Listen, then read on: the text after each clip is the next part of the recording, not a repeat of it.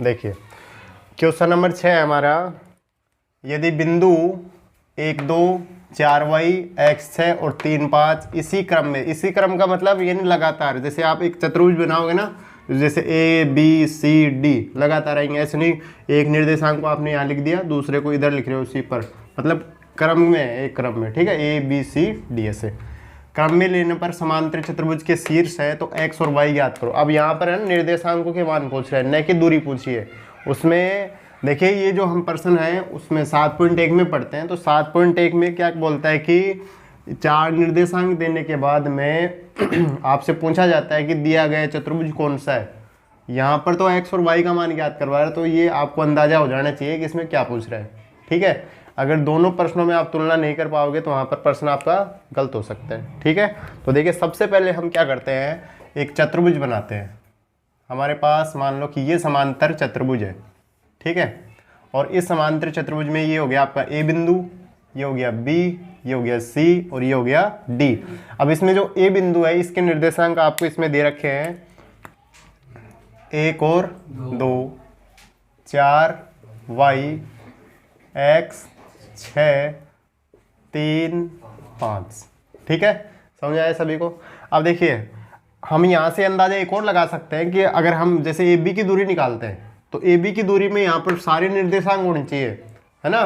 बस जब ए का निर्देशांक भी पूरा है, बी का, सी का, इनका निर्देशांक पूरा होना चाहिए, जब जाकर ये दूरी निकलती। लेकिन यहाँ पर तो वाई को क्या कर रखा है, गायब कर रखा है, इधर एक्स को गायब कर रखा, तो दूरी का तो कोई मतलब नहीं है, ठीक है।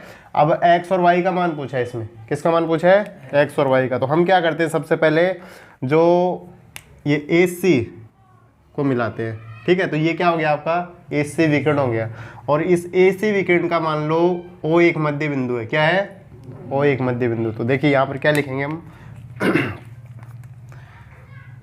ए सी का मध्य बिंदु ओ हो तो, ठीक है। तो मध्य बिंदु सूत्र क्या होता है आपका, x बराबर x2 प्लस x1 बटा 2 और y बराबर y2 प्लस y1 बटा, AC की बात हो रही है और मध्य बिंदु इसमें सूत्र लग रहा है। तो देखो 1 और x यानी x बराबर 1 प्लस x बटा 2, ठीक है। ये आपका बन गया समीकरण नंबर 1, ठीक है। अच्छा दूसरा देखो y बराबर y2 2 प्लस 6 2 प्लस और बटे में, तो y का मान कितना आ गया 8 बटा, तो ये आपका बन गया समीकरण नंबर 2। यहाँ तक कोई समस्या नहीं है, ठीक है। अब देखिए AC का मध्य बिंदु O हो गया, AC का मध्य बिंदु क्या है O, तो इस O के निर्देशांक हमारे पास आ गए, एक तो ये आया है और एक ये आया है, ठीक है। दूसरा देखो अब किसको मिलाएंगे, B को D से, B को मिलाएंगे D से, और B को D से मिलाएंगे तो ये भी इसका मध्य बिंदु हो गया, ठीक है। तो हम यहाँ पर लिखेंगे BD का मध्य बिंदु O हो तो, ठीक है। BD का मध्य बिंदु क्या है O, तो यहाँ पर BD का जब मध्य बिंदु होगा तो यहाँ पर भी निर्देशांक निकलेंगे, निकलेगा नहीं निकलेंगे। देखो x बराबर, सूत्र हमने लिख दिया तो बार बार, ये x का मान 3 और 4 यानी 3 प्लस 4 बटा 2, तो x का मान कितना आ गया 7 बटा, ये आपका समीकरण हो गया 3 नंबर का। y बराबर 5 और y, 5 प्लस y बटा, तो ये आपका समीकरण हो गया 4, ठीक है। अब x वाला समीकरण तो x वाले के साथ तुलना करेंगे और y वाले समीकरण की y के साथ, तो हम यहाँ पर लिखेंगे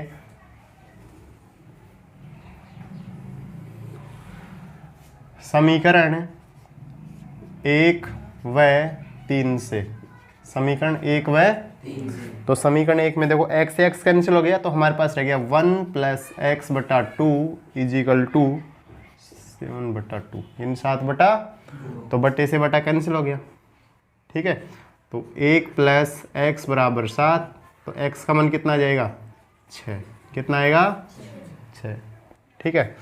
वापस समीकरण 2 व 4 से, 2 व, तो 2 देखो 2 तो आपके पास है 8 बटा 2, या फिर इसको देखो ऐसे लिख लो पहले 5 प्लस y बटा 2 और 8/2 से 2 कैंसिल कर। देखिए हम यहाँ पर चाहते तो काट सकते थे, लेकिन यहाँ पर इसको जब हल करेंगे ना तो हल करने में यहाँ पर क्या हो रही है, हमें सुविधा हो रही है, इस वजह से हमने इसको काटा नहीं है। ठीक है, तो हमारे पास रह गया 5 + y = 8। तो y का मान कितना आ जाएगा, 3 आ जाएगा। y का मान कितना आ गया, मतलब x और y का जो मान है हमारे पास, ये आ गया, y का तो आ गया 3 और x का कितना आ गया, 6 आ गया। ठीक है, समझ में आया यहाँ तक सभी को। तो ये आपका क्वेश्चन था, क्वेश्चन नंबर 6। मध्य बिंदु सूत्र का प्रयोग हो रहा है। ध्यान रखना इसमें, हमेशा बार बार एक ही चीज़ बता रहा हूँ मैं इसमें, कि अगर पहले से इसमें आकृति में दे रखा है कि भाई ये जो चारों शीर्ष हैं वो किसके समांतर चतुर्भुज के, और वहाँ से अगर निर्देशांकों के मान पूछ रहा है उसमें से x और y का, तो मध्य बिंदु सूत्र से होता है प्रश्न। ठीक है, और अगर आपको ऐसे बोल रखा है कि चतुर्भुज है और ये चतुर्भुज के शीर्ष है A B C D, तो बताओ कौन सा चतुर्भुज है। जब चतुर्भुज का नाम पूछे तो वहाँ पर निकलती है दूरी। ठीक है, और अगर चतुर्भुज में निर्देशांकों का मान पूछ रहा है तो वहाँ से मध्य बिंदु सूत्र से हो रहा है प्रश्न। ठीक है, समझ आ गया सभी को। ये आपका क्वेश्चन नंबर हो गया 6। इसके बाद में चलते हैं क्वेश्चन नंबर 7। ये भी मध्य बिंदु सूत्र से ही है। देखिए, बिंदु ए के निर्देशांक ज्ञात कीजिए जहाँ ए बी वर्त का व्यास है। तो ऐसे मान लो ये हमारे पास हो गया वर्त, ठीक है, और ए बी क्या हो गया, वर्त का व्यास ए बी, और ये हो गया केंद्र।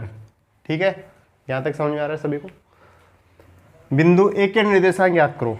बिंदु ए के पूछा ना, तो इसके निर्देशांक हो जाएंगे, माना बिंदु ए के निर्देशांक x और y है। ठीक है, अच्छा आगे, जहाँ ए बी वर्त का व्यास बना दिया यहाँ पर, जिसका केंद्र है, तो केंद्र के मान देखो 2 - 3, और b के निर्देशांक 1 और ये 4।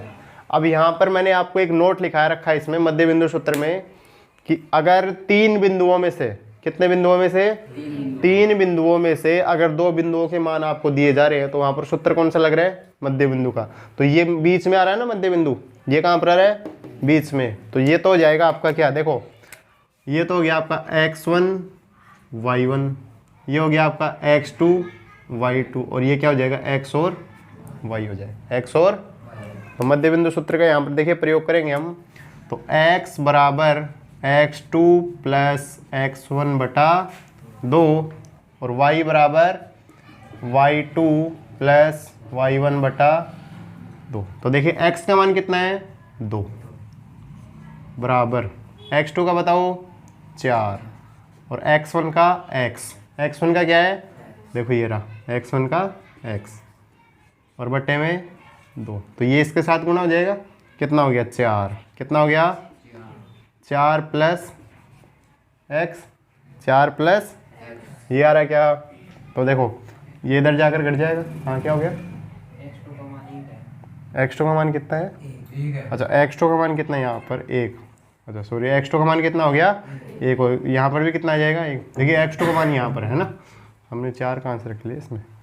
चलो देखो ये इसमें से कट जाएगा, तो x बराबर हमारे पास है 4 - 1, तो x का मान आ जाएगा आपके पास 3। x का मान कितना आ गया, 3। ठीक है, अब देखिए y का मान कितना, -3 बराबर y2 कितना, 4 प्लस y1 कितना है, y, और बट्टे में, तो ये इसके साथ गुणा होगा, 3 दूनी 6 बराबर 4 + y, तो y बराबर -6 और माइनस, तो y का मान कितना गया, -10। ठीक है, तो ये x का मान आ गया और ये y का। तो a बिंदु के जो निर्देशांक आएंगे आपके पास 3 और -10 आ गए। ठीक है, उतारेंगे, देखो क्वेश्चन नंबर 8 है, यदि a और b क्रमशः -2 और b 2 - 4 हो तो P बिंदु के निर्देशांक ज्ञात कीजिए ताकि AP = 3/7 AB हो। देखो एक चीज़ समझना इसमें, यहाँ पर हमें 3/7 एक संख्या दे रखी है, 3/7, तो ये हो गया आपका अंश और ये हो गया हर। ठीक है, और नीचे जो मतलब नीचे जो ये होता है योग। ठीक है, अनुपातों का योग। ठीक है, अब देखो लेकिन साथ में इसमें AB दे रखा है, मतलब ये AP जो भाग है वो किसका है, AB का है। किसका भाग है, AB का। तो देखो इसमें 3 भाग तो यहाँ पर AP के पास है बाकी जो शेष बचेगा वो किसके पास आएगा, बीपी के पास। किसके पास आएगा, देखो पहले इसको समझो। एपी 3/7 AB हो तथा पी है ना, पी बिंदु रेखाखंड AB पर स्थित है। देखिए सबसे पहले एक चीज समझने की कोशिश करना रेखाखंड की सहायता से। हमारे पास एक रेखाखंड है AB, ठीक है, और यहाँ पर एक बिंदु है P, यहाँ पर क्या है, P बिंदु। समझ आ रहा है सभी को। देखो अब AP और PB इसके दो भाग बने हुए हैं, ठीक है, जिसमें जो आपको इसमें मान दे रखा है ना AP, यहाँ से लेकर यहाँ तक, इसमें कितना भाग है इसका, 3/7 है, यानी AB का भाग है ये, ठीक है। तो यहाँ से लेकर यहाँ तक बताओ कितना होगा। ये जो पूरी रेखा है इस रेखा के 7 भाग बने हुए हैं। कितने भाग हैं, यानी अनुपातों का योग कितना है इसमें, 7, जिसमें से AP का जो भाग है यहाँ पर कितना आ गया, 3 आ गया। कितना आ गया, तो इसका कितना रह जाएगा, 4/7 AB, 4/7। मतलब हम बोले तो ये तो हो जाएगा आपका M1 और ये हो जाएगा आपका M2 यहाँ से लेकर यहाँ तक कैसे, लेकिन ये आए कैसे वो समझते हैं, ठीक है। समझ आ गया सभी को यहाँ तक। देखिए चूंकि AB जो रेखाखंड है AB, ये कौन कौन सी रेखाओं से मिलकर बन रहा है, AP और PB से, इनसे मिलकर तो बन रहा है भाई। देखो जैसे मान लो एक टुकड़ा तो आपके पास कौन सा है, AP है, और एक टुकड़ा कौन सा है, PB। तो इन दोनों को जोड़ दिया गया तो आपके पास रेखाखंड बन गया पूरा AB, ठीक है। अब देखो AB बराबर, AP का मान कितना है, AP का मान आपके पास ये है ना, कितना, 3/7 AB प्लस PB हो गया। अब देखो आप ऐसा कर सकते हो, इसको लाओ इधर, AB बराबर AB माइनस ये इधर आएगा 3, AB लिख सकता हूँ इसको, और बटे में 7। अब AB कैसे लिखा भाई, देखो 3/7 है, ऊपर जैसे मैंने लिख दिया 6 और बटे में 1, तो ये संख्या इसके साथ ही तो गुणा होती है ना, तो यहाँ पर AB इसके साथ गुणा हो गया, और बराबर में क्या रह गया, PB रह गया। क्या रह गया, अब देखो PB बराबर इसका लैसा पे कितना आ गया, 7, इसके बटे में लगा दिया 1, तो ये हो गया आपका 7 AB माइनस 3 AB। आ गया समझ में। PB बराबर 7 में से 3 गया 4, 4/7 AB। मतलब यहाँ से लेकर यहाँ तक का भाग कितना आ गया, 4। आपके पास M1 का जो मान आया है इसलिए लिख सकते हो, M1 का मान तो हो गया 3 और M2 का कितना हो गया, 4 हो गया, ठीक है। तो अनुपातों का टोटल योग कितना हुआ, 7 हुआ ना, तो 7 में से 3 भाग तो इसके। अब देखिए P बिंदु के निर्देशांक ज्ञात करो, तो ये बिंदु आ गया। अब देखो, अब जो इसका नया रूप यहाँ पर निकल कर आ रहा है ना, वो समझने की दृष्टि से बना रहे हैं हम इस चित्र को। A, ये B, ठीक है। इस बिंदु के जो निर्देशांक आपको दिए गए इसमें देखो, यहाँ पर लिख सकते हैं हम इसमें -2, इसके 2 -4, ठीक है। तो देखो -2, -2, 2 -4, ये हो गया P, ठीक है। अब देखो इसका अनुपात कितना हुआ यहाँ पर 3, और इसका कितना हो गया, यानी M1 अनुपात, जब पर्सन में अनुपात दिया जाए, पर्सन में क्या दिया जाए, पर्सन में अनुपात दे रखा है, इसका मतलब इसमें सूत्र कौन सा लगेगा, विभाजन सूत्र। कौन सा लगेगा, ये समझाने की दृष्टि से बनाया चित्र, बाकी ये आपके पास चित्र बना हुआ है, और ये भी मैंने इसमें समझाने की दृष्टि से बताया आपको, ठीक है। अब देखो इसमें, इसको भी चाहे मिटा सकते हो आप। देखिए समझो, x बराबर x2 M1 plus x1 M2 बटा M1 प्लस M2, और y बराबर y2 M1 plus y1 M2 बटा M1 प्लस M2। ये सूत्र हो गए दोनों। अब इन दोनों सूत्रों में हमें मान रखना है। देखिए सबसे पहले x बराबर, x2 का मान कितना है, ये तो x1 y1 है, ये x2 का मान कितना है 2, M1 का कितना है, यहाँ से यहाँ तक कितना है 3, और यहाँ से यहाँ तक, तो इसका हो गया 3।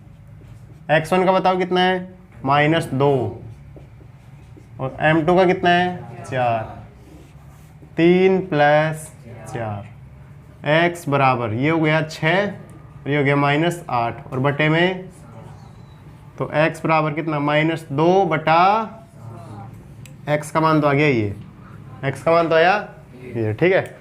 अच्छा y बराबर देखो, y बराबर y2 का मान कितना है -4 गुणा 3, m1 का मान 3 ही है ना।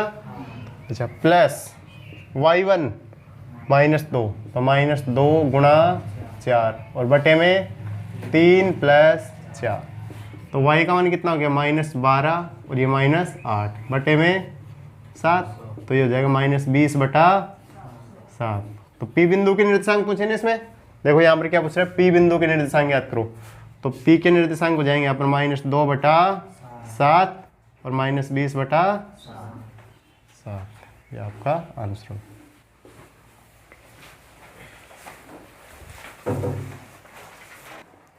क्वेश्चन नंबर 9 काफ़ी इंपॉर्टेंट क्वेश्चन है ये। इस प्रश्नावली में 3 ऐसे क्वेश्चन हैं जिसमें रेखाखंड के विभाजित होते हैं, है ना, यानी समत्रिभाजित, और ये 4 भागों में, कितने भागों में है ये, देखिए समझो।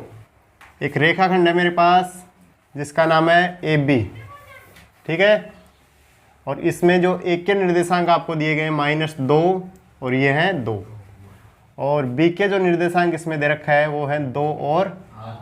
अब इस रेखा के आपको 4 भाग बनाने हैं, कितने भाग बनाने हैं, 4 भाग। तो 4 भाग बनाएंगे तो इसमें देखो पहला भाग जो यहाँ पर बनेगा, जैसे मान लो ये तो हो गया आपका C, ये हो गया, यहाँ पर हो जाएगा D, कितने हो गए 1 2 और यहाँ पर हो जाएगा E, ये हो गए 4 भाग, ठीक है। अब 4 भाग बन गए हैं तो इसका मतलब M1 M2 भी आएगा, M1 M2 आएगा ना। तो देखो आप इसमें नोट कर लो पहले कि भाई x1 का जो मान है वो तो हो गया -2, y1 का कितना हो गया 2, x2 का जो मान है वो हो गया 2 और y2 का हो गया 8, ये तो निश्चित हो गए, ठीक है। अब हमें जैसे इस C के निर्देशांक निकालने हैं, ठीक है, तो हम यहाँ पर क्या लिखेंगे, देखो समझना, इसमें 1 भाग 2 भाग 3 भाग और 4 भाग, और ये चारों भाग किस में हो रहे हैं, M1 और M2 में, किस में हो रहे हैं, M1 और M2 में। तो सबसे पहले हम C का मान निकालते हैं, किसका निकालते हैं, C का। तो देखो चूंकि बिंदु रेखाखंड AB को, रेखाखंड भाई एक भाग आ गया ना, तो रेखाखंड AB को 1:3 में विभाजित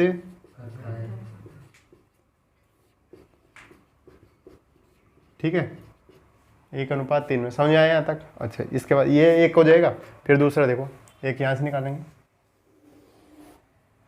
बिंदु D रेखाखंड AB को 2:2 में विभाजित करता है। D के हो जाएंगे यहाँ से निर्देशांक। फिर बिंदु E रेखाखंड AB को 3:1 में विभाजित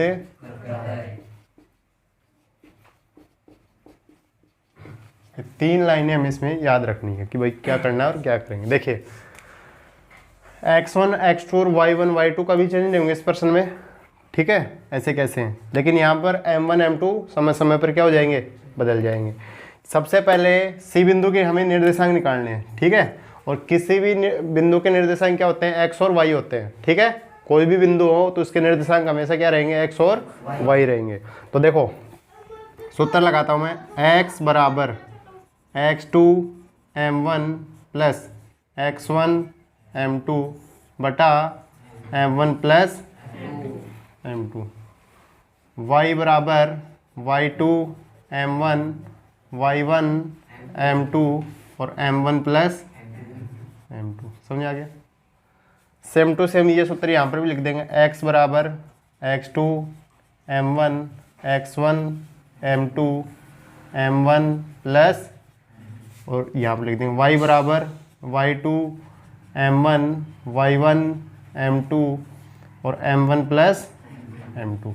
अब ये जो प्रश्न है ना, ये प्रश्न यहाँ से दो तरीके से हो सकता है। देखिए अनुपात जब समान हो, अनुपात समान है ना दोनों के, तो हम यहाँ पर मध्य बिंदु सूत्र से भी कर सकते हैं, ठीक है ना। कैसे कर सकते हैं?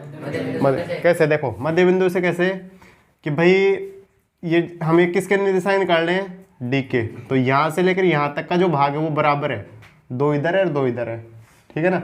तो इस बिंदु के निर्देशांक आ जाएंगे, इसके भी आ जाएंगे, लेकिन हम ऐसा करेंगे नहीं, ठीक है, क्योंकि बच्चे इसमें कंफ्यूज हो जाते हैं। तो हमें क्या करना है, एक ही तरह मतलब एक ही तरीका रखना है। तो यहाँ पर भी सूत्र लिख लेते हैं, x बराबर x2 m1 x1 m2 और m1 प्लस m2, y बराबर y2 m1 y1 m2 और m1 प्लस m2। ये हो गया इसमें फॉर्मूला पूरा, ठीक है। अब क्या करना है, हमें मान रखना है। देखो मान रखते हैं, ये आपका हो गया m1 और ये हो गया m2, इधर m1 m2 ये m2, ठीक है। सारे मान हमारे पास हैं इसमें। अब हमें सूत्र में केवल मान रखना है और क्या करना है, उसको हल करना है। देखिए x बराबर x2 का मान बताओ कितना है, 2, m1 का 1, x1 -2 ब्रैकेट में -2 और m2 का 3, तो ये जाएगा 1 प्लस, तो x बराबर हमारे पास हो गया 2 माइनस 6 बटे में 4, 4 3 और 1 4, यानी 4 भाग हो रहे हैं ना। ये भी ध्यान रख लेना कि भाई नीचे 4 ही आना चाहिए, क्यों 4 भाग हो रहे हैं, 5 भाग भी हो सकते हैं, है ना, 6 भी हो सकते हैं। यहाँ पर -4 बटा 4, तो x का मान कितना आ गया, माइनस का 1 आ गया, -1, ठीक है। इधर y बराबर y2 का मान बताओ कितना है, 8, m1 का 1, y1 2 और m2 3, 1 प्लस, तो y बराबर हो जाएगा हमारे पास 8 प्लस बटे में, तो y का मान आ गया 14 बटा, तो ये हो जाएगा 7 बटा 2। तो जो C बिंदु है, C बराबर हो जाएगा -1 और 7 बटा 2, ऐसे बॉक्स में बंद कर देंगे। C का मान आ गया, ठीक है। बिंदु D, बिंदु D के निकालने हम, तो देखो x बराबर x2 का मान कितना है, x2 का मान कितना है, 2, 2 गुणा m1 कितना है, m1 है यहाँ पर 2, और x1 कितना है, -2, -2 गुणा और 2 प्लस, तो x बराबर हो जाएगा 4 माइनस 4 बटे में, हाँ सॉरी 4 आएगा, तो इसका मान आ जाएगा 0। कितना आ जाएगा, 0। भाई 0 में 0 का भाग लगाएंगे, 0 में 4 का भाग लगाएंगे, क्या आएगा, 0 आएगा। अच्छा इधर y बराबर y2 का मान बताओ कितना है, y2 का 8, m1 का 2, y1 2 गुणा 2 प्लस, तो कितना हो गया, 16 प्लस 4 बटे में 4, तो ये कितना हो जाएगा, 20 हो जाएगा, और 20 में 4 का भाग लगाएंगे कितना आ जाएगा, 5 आ जाएगा, ठीक है। D, तो D के यहाँ पर निर्देशांक 0 और 5, ये आ गया आपके D बिंदु के निर्देशांक, ठीक है।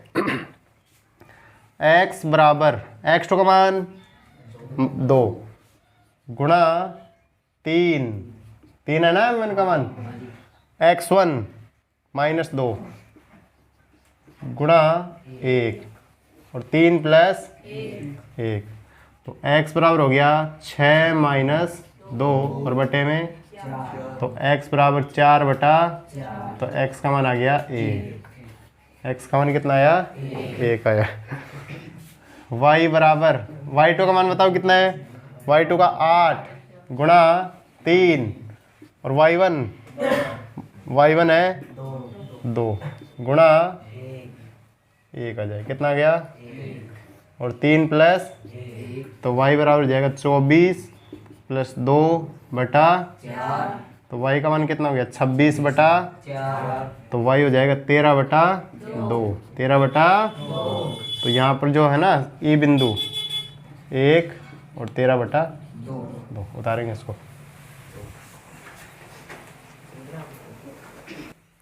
क्वेश्चन नंबर 10, समचतुर्भुज का क्षेत्रफल ज्ञात करो। अब जो समचतुर्भुज होता है, समचतुर्भुज का क्षेत्रफल इसमें पूछ रहा है जिसके शीर्ष इसी क्रम में, यानी देखो ए का जो मान दे रखा है वो दे रखा है आपको 3 0। कितना दे रखा है? 3 0। बी का दे रखा है 4 और 5। सी के दे रखे हैं -1 4 और डी के दे रखे हैं -2 और -1। अब देखिए जो समचतुर्भुज होता है, समचतुर्भुज का क्षेत्रफल क्या होता है? समचतुर्भुज का क्षेत्रफल 1/2 गुणा विकर्णों का गुणनफल। विकर्णों का, अब गुणनफल का मतलब ये होता है कि भाई गुणा तो होता है एक, है ना, और गुणनफल का मतलब दो संख्याओं का गुणा, है ना। तो देखो इसमें गुणनफल, अब जो इसके विकर्ण होंगे, एक विकर्ण तो हो जाएगा आपका AC। क्या हो जाएगा? AC। तो यहाँ पर इसका जो सूत्र बन जाएगा 1/2 गुणा AC, ठीक है। और एक बन जाएगा इसमें कौन सा? BD। ये बन गया ना, ठीक है। तो देखो अब समझो, इसमें हमें एक तो निकालनी दूरी AC की। किसकी निकालनी है? AC की दूरी। देखो AC की दूरी, तो दूरी का सूत्र क्या होता है? x2 माइनस x1 का y2 माइनस y1 का। तो AC बराबर x2, देखो AC तो यानी 2 नंबर पर ये है ना, तो -1 में से कितना गया? 3 इसका, और y2 यानी ये, भाई देखो एक मिनट समझो, इसको मान रखे हो ना पहले, तो 4 माइनस 0 का होल स्क्वायर। तो AC बराबर हमारे पास आ जाएगा -4 हो गया, -4 का कितना हुआ? 16, और इधर भी 16, ठीक है। तो देखो ये 2 बार आ रहा है ना, अच्छा देखो ये 2 बार आया, तो हम इसको ऐसे लिख सकते हैं ना, 4√2 लिख सकते हैं ना। तो ये 4 का है तो वर्ग है ना, तो 4 कितनी बार आया? 2 बार, तो 4√2। तो AC का मान कितना हो गया? 4√2 मात्रक। समझ आ गया? अच्छा इसके बाद हमें निकालना है किसकी दूरी? BD की। तो BD की दूरी निकालते हैं। देखो